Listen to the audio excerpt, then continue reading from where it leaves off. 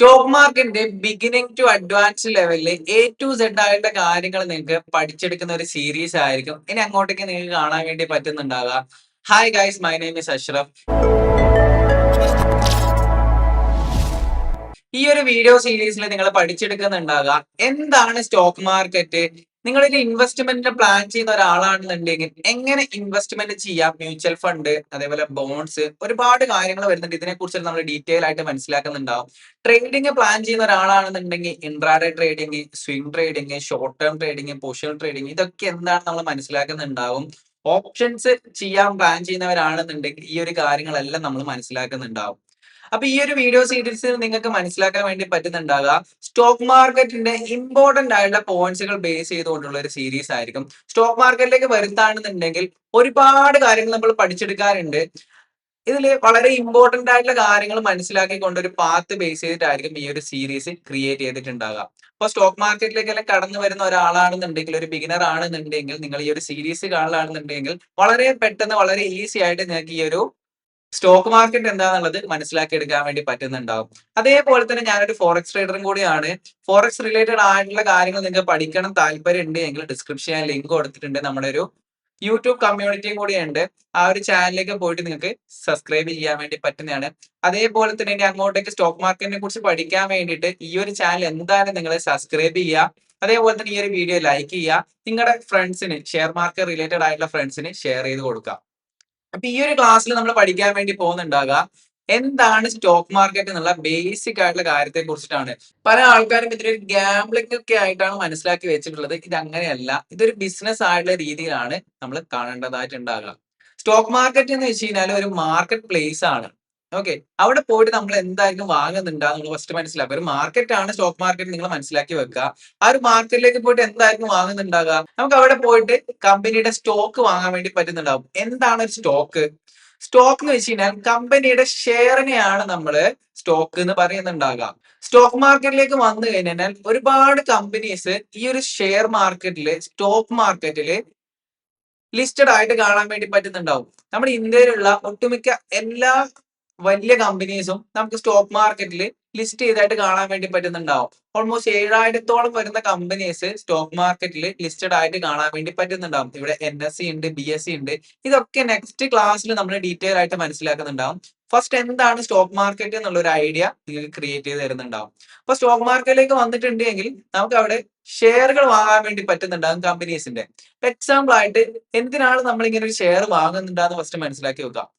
ഉദാഹരണത്തിന് ഞാനിപ്പോ ഒരു കമ്പനി റൺ ചെയ്യലാണ്. അപ്പൊ എനിക്ക് കുറച്ച് എക്സ്പാൻഷൻസും കാര്യങ്ങളും ചെയ്യാന്ന് വിചാരിക്കാം. എന്റെ കയ്യിൽ 20 ലക്ഷം ഉണ്ട്, ബാക്കി ഒരു 80 ലക്ഷം കൂടി വേണം. അതായത് മൊത്തത്തിൽ 1 കോടി രൂപ വേണം. അതിൽ 20 ലക്ഷം എന്റെ അടുക്കുണ്ട്. ബാക്കിയുള്ള 80 ലക്ഷം എനിക്ക് എന്ത് ചെയ്യാം? ഒന്നെങ്കിൽ ബാങ്കിൽ പോയിട്ട് എനിക്ക് കടമെടുക്കാം, അല്ലെങ്കിൽ എന്ത് ചെയ്യാൻ വേണ്ടി പറ്റും? എന്റെ കമ്പനിയെ ചെറിയ ചെറിയ പാർട്ടുകളാക്കി മാറ്റിയിട്ട് എനിക്ക് എന്ത് ചെയ്യാം? വിൽക്കാൻ വേണ്ടി പറ്റും. അപ്പൊ അങ്ങനെ വിൽക്കുമ്പോൾ എന്തായിരിക്കും സംഭവിക്കുന്നുണ്ടാവുക? ഓരോ ആൾക്കാരും വന്നിട്ട് എന്റെ കമ്പനിയുടെ ആ ഒരു ഷെയറുകൾ, നമ്മൾ പാർട്ട്ണർഷിപ്പ് എന്നെല്ലാം പറയുന്നത്, ഇപ്പൊ നമ്മുടെ നാട്ടിൽ ഒരു കടയുണ്ട് എങ്കിൽ ആ ഒരു കടയിൽ ഒരു പാർട്ണർ ഉണ്ടാവും, വേറൊരു പാർട്ണർ ഉണ്ടാവും. അപ്പൊ ഈ പാർട്ണർഷിപ്പ് ഉണ്ടാവുമല്ലോ, അതേപോലെ തന്നെയാണ് ഈ ഒരു സ്റ്റോക്ക് മാർക്കറ്റിലേക്ക് വന്നിട്ടുണ്ടെങ്കിൽ, സിമ്പിൾ ആയിട്ട് ഒരു ഉദാഹരണം പറഞ്ഞതേ ഉള്ളൂ. ഈ ഒരു സ്റ്റോക്ക് മാർക്കറ്റിൽ ഈ ഒരു ഷെയറിന്റെ കാര്യത്തിൽ വരുന്നുണ്ടാകാം. കമ്പനിയുടെ ഷെയർസുകൾ അവർ നമുക്ക് തരുന്നുണ്ടാകാം. അതായത് ആ ഒരു കമ്പനിയുടെ ചെറിയൊരു ഉടമസ്ഥ അവകാശം നമുക്ക് തരുന്നുണ്ടാവും. അതിന് പകരം നമ്മൾ ഒരു ക്യാഷ് കൊടുക്കുന്നുണ്ടാവും. ഓക്കെ, ഇതിന്റെ ഡീലും കാര്യങ്ങളെല്ലാം നടക്കുന്നത് നമുക്ക് പണ്ട് കാലങ്ങളിൽ പേപ്പർ വഴിയായിരുന്നു നടന്നിട്ടുണ്ടായിരുന്നത്. അതായത് പേപ്പർ വഴിയായിരിക്കും നമുക്ക് ആ ഒരു സ്റ്റോക്കും കാര്യങ്ങളും നമ്മുടെ കൈവശമായിട്ടുള്ള കാര്യങ്ങളെല്ലാം മനസ്സിലാക്കി എടുക്കാൻ വേണ്ടി പറ്റുന്നുണ്ടാവുക. ഓക്കെ, പേപ്പർ ഷെയർ എന്നെല്ലാം പറയുന്നുണ്ടാവും. ഇന്നത്തെ കാലത്ത് ഇത് ഇലക്ട്രോണിക് രീതിയിലേക്ക് മാറിയിട്ടുണ്ട്. നമുക്ക് ഒറ്റൊരു ക്ലിക്കിൽ തന്നെ ഒരു കമ്പനിയുടെ ഒരു ബൈ ക്ലിക്ക് ചെയ്യലാണെങ്കിൽ തന്നെ ഒരു കമ്പനിയുടെ ഷെയർ നമുക്ക് പർച്ചേസ് ചെയ്യാൻ വേണ്ടിയിട്ടും, ഒരു സെല്ല് കൊടുക്കലാണെങ്കിൽ തന്നെ നമുക്ക് ആ ഒരു കമ്പനിയുടെ ഷെയർ വിറ്റ് ഒഴിവായി നമുക്ക് പ്രോഫിറ്റ് ബുക്ക് ചെയ്യാനൊക്കെ നമുക്ക് പറ്റുന്നുണ്ടാവും. അപ്പൊ എന്തിനാണ് നമ്മൾ ഇങ്ങനെ ഒരു കമ്പനിയിൽ പാർട്ണർ ആകുന്നുണ്ടാകുക?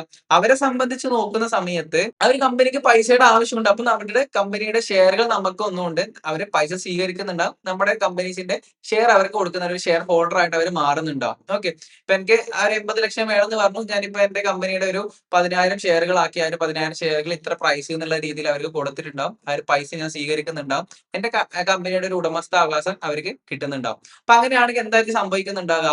അവർക്ക് എന്താണ്, ഞാനിപ്പോ ഒരു ഷെയർ ആ ഒരു കമ്പനിയുടെ വാങ്ങിയിട്ടുണ്ടെങ്കിൽ എനിക്ക് എന്താണ് ഉപകാരം ഉണ്ടാകുക? അപ്പൊ അവിടെയാണ് ഓരോ കമ്പനിയുടെയും ഷെയറുകൾ ആൾക്കാർ വാങ്ങുന്നത്. ആ ഒരു കമ്പനി വളർന്ന് ഉയരത്തിലേക്ക് പോകും, ആ ഒരു കമ്പനി ഗ്രോത്ത് ആയിട്ട് പോകുന്നുള്ള ഒരു എക്സ്പെക്ടേഷനിലായിരിക്കും.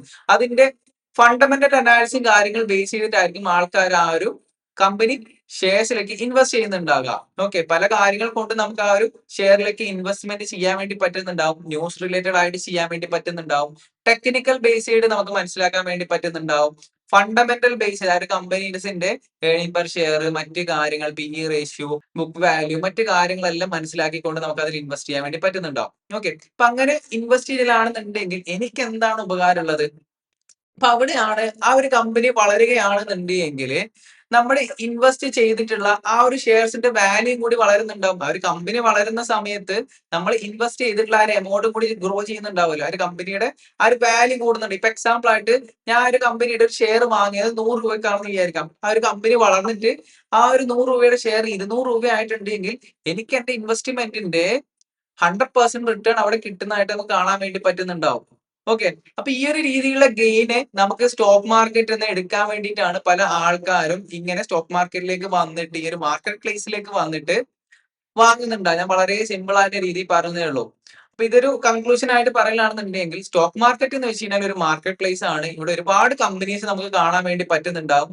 ആ ഒരു കമ്പനീസിന്റെ ഷെയറുകള് ഷെയറുകളെ നമ്മൾ സ്റ്റോക്ക് എന്ന് പറഞ്ഞിട്ടായിരിക്കും മനസ്സിലാക്കുന്നുണ്ട്. ആ സ്റ്റോക്കുകൾ വാങ്ങാൻ നമുക്ക് അവിടുന്ന് പറ്റുന്നുണ്ടാവും. അവിടെ വാങ്ങുകയും വിൽക്കുകയും എല്ലാം ചെയ്യാൻ വേണ്ടി പറ്റുന്നുണ്ടാവും. വളരെ സിമ്പിൾ ആയിട്ട് നമുക്കൊരു ആപ്ലിക്കേഷന്റെ സഹായത്തിലൂടെ ബൈ ആൻഡ് സെല് ചെയ്യാൻ വേണ്ടി പറ്റുന്നുണ്ടാവും. ഇവിടെ നമുക്ക് ഡിമാറ്റ് അക്കൗണ്ടിനെ കുറിച്ചിട്ടും ട്രേഡിംഗ് അക്കൗണ്ടുകളെ കുറിച്ചിട്ടെല്ലാം നെക്സ്റ്റ് വരുന്ന ക്ലാസ്സുകളിൽ നമ്മൾ മനസ്സിലാക്കുന്നുണ്ടാവും. എങ്ങനെ നമുക്കൊരു ഷെയർ വാങ്ങണം, എങ്ങനെ വിൽക്കണം, എങ്ങനെ ഫണ്ട് ആഡ് ചെയ്യാന്നുള്ള ബേസിക് ആയിട്ടുള്ള കാര്യം തൊട്ട് എല്ലാ കാര്യങ്ങളും നമ്മൾ മനസ്സിലാക്കുന്നുണ്ടാവും. ഓക്കെ, അപ്പൊ ഈ ഒരു വീഡിയോയിൽ നമ്മൾ എന്താണ് ഷെയർ മാർക്കറ്റ് എന്നുള്ള ബേസിക് ആയിട്ടുള്ള കാര്യം നമ്മൾ മനസ്സിലാക്കിയിട്ടുണ്ടാവും.